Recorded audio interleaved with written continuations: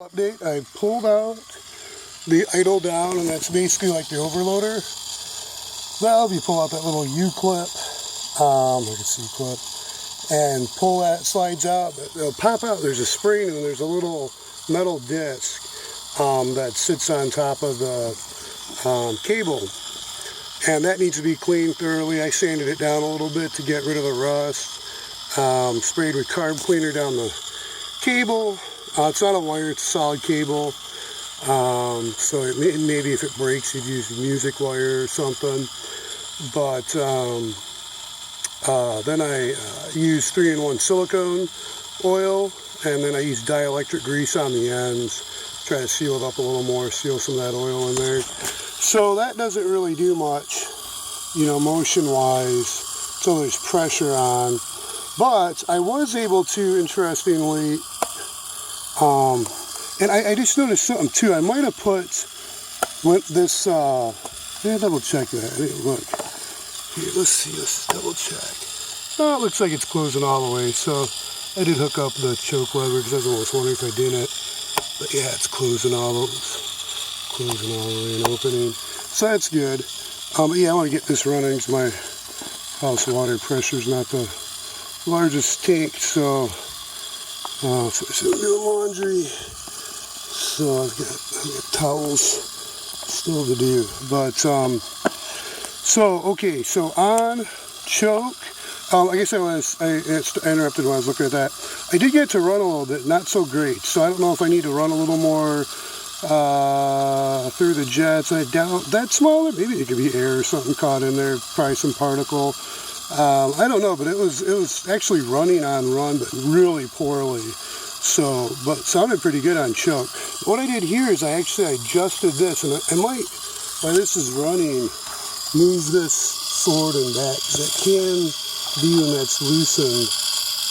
This can be, but I want to pull it back. So anyways, I'm going to leave that at that, so we're hot, we're on choke.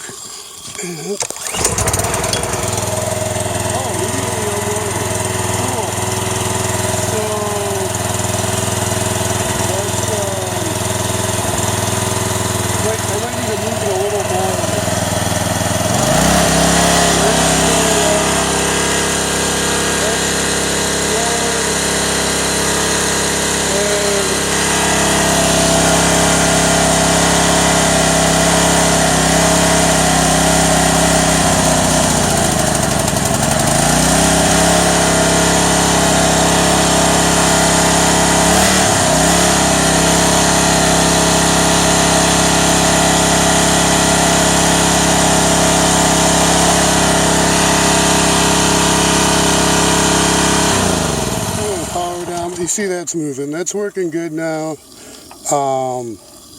The thing is, it's still kind of ghetto-y.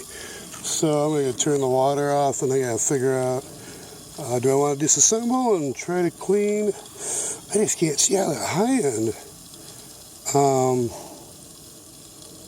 What else would be to do? Everything was clean when I put it in. Maybe there's some residual from the valve on down. Possibly, and that got back into, but the carb actually wasn't too dirty, and I just pulled the bulb and let it drain again. Maybe something got up in there. I don't know. This isn't my favorite carb. I keep going back to that, so it's definitely the most basic. Keenan,